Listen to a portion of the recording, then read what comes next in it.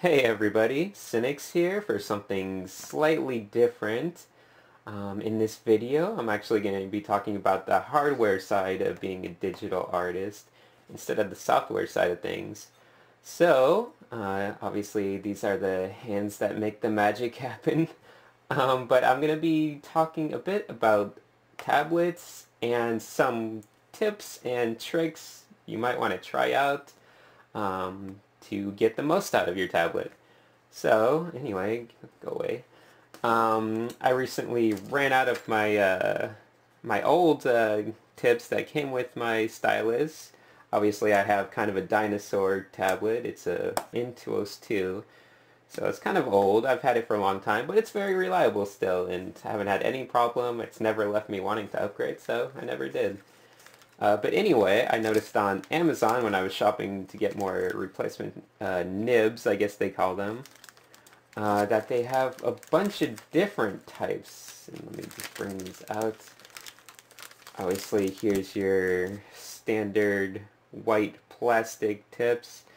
And they came with a couple parts for your stylus, which don't actually work on this old stylus, so don't need those. But it had two interesting tips that seemed like they might be worth checking out. One is a spring tip. I guess it has a spring in it, so it compresses a little. And the other one, which I thought sounded more interesting, was a felt tip. So I guess it's just kind of made of felt and it'll have more grip to it. The main problem you may notice when you start out with a tablet is that obviously the plastic on plastic, it's very slidey. Not like paper where you get a bit of grip for your lines, but it's very slidey. So I thought, okay, I'll try the felt tip because that might help eliminate that problem. So let me just talk about this other thing that came with it first, because this I actually found was quite useful. It's just a little ring thing that has like a little notch taken out of it. But it's actually extremely useful for, if I can do this on camera. Just, okay, maybe not. Oops. I'm kind of in an unnatural position here.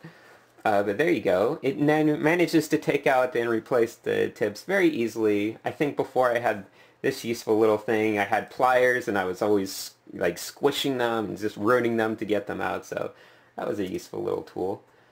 But anyway, I tried the different tools such as these felt pen.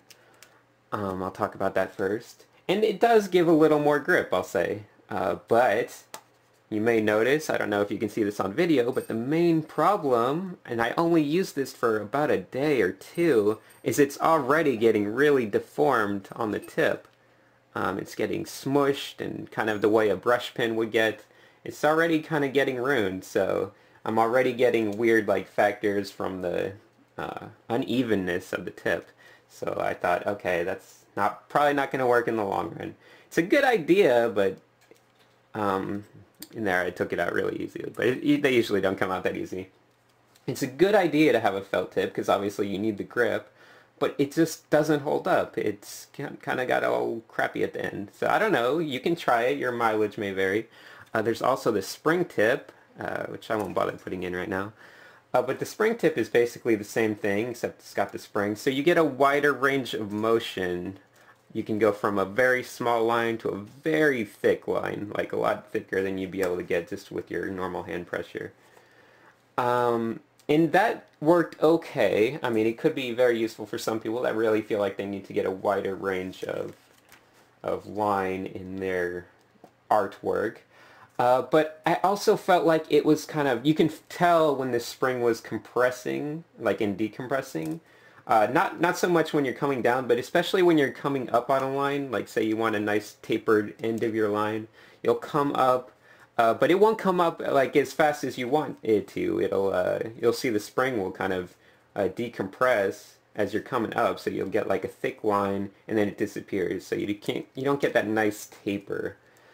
So as for these two tips, I'm gonna have to say I'm not overly impressed.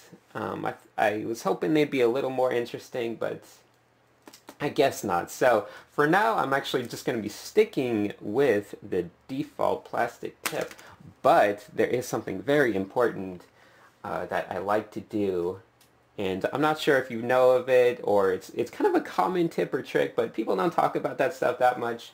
But you may notice there's a lot of tape, masking tape, around my tablet, and it's kind of grimy and messed up.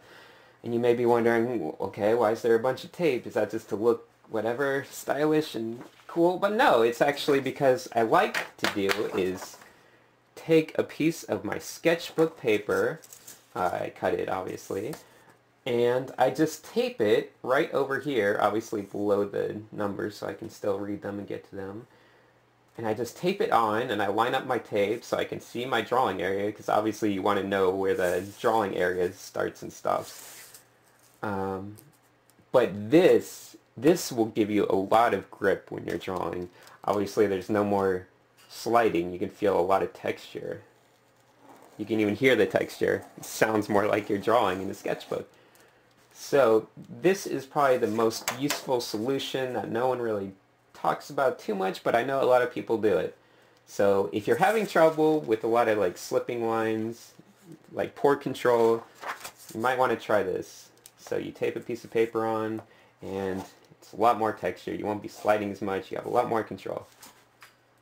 Alright, so I guess that is it for this video. I don't think I have anything else of importance to talk about. Yep. Tablets are obviously very useful for digital art, and you get a lot of use out of them. Like, I wouldn't worry too much about the price tag. You know, you may be thinking, oh, I don't want to spend, you know, $100, $200. But I would say this is the single best investment of money that I've spent in the art world. I've gotten just use out of this probably hours a day for the past almost decade, and it still works great, and I love it. So it's a good tool.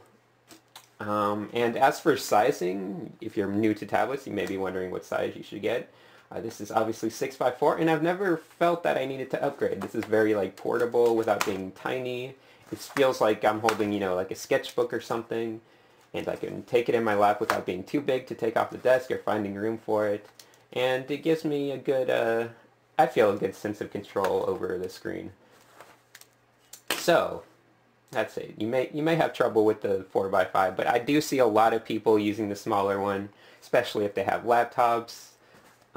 People like Hardcore Pics, he always amazed me. He had like his laptop here and his cigarette box sitting on top with his tablet on top of there, and he had his hand underneath it, and he was just drawing away, and it was one of the most incredible things I've seen. But anyway, so you can check them out on your own.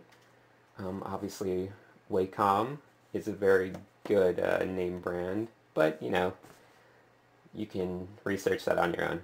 So anyway, I hope this was helpful, and maybe you learned about some new tips tips or tricks. But yeah, thanks for watching. Oh yes, one last thing before I put my camera away. Using the paper method, it will wear out your tip a little faster than obviously not using it because of the grip of the paper.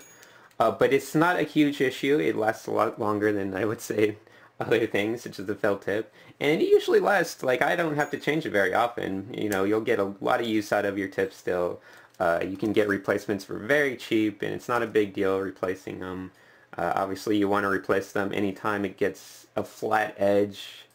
Well, you know, a super flat edge, like really worn down, because even like a small flat edge is not a huge deal, unless you think it is. So that was just one extra thing to note.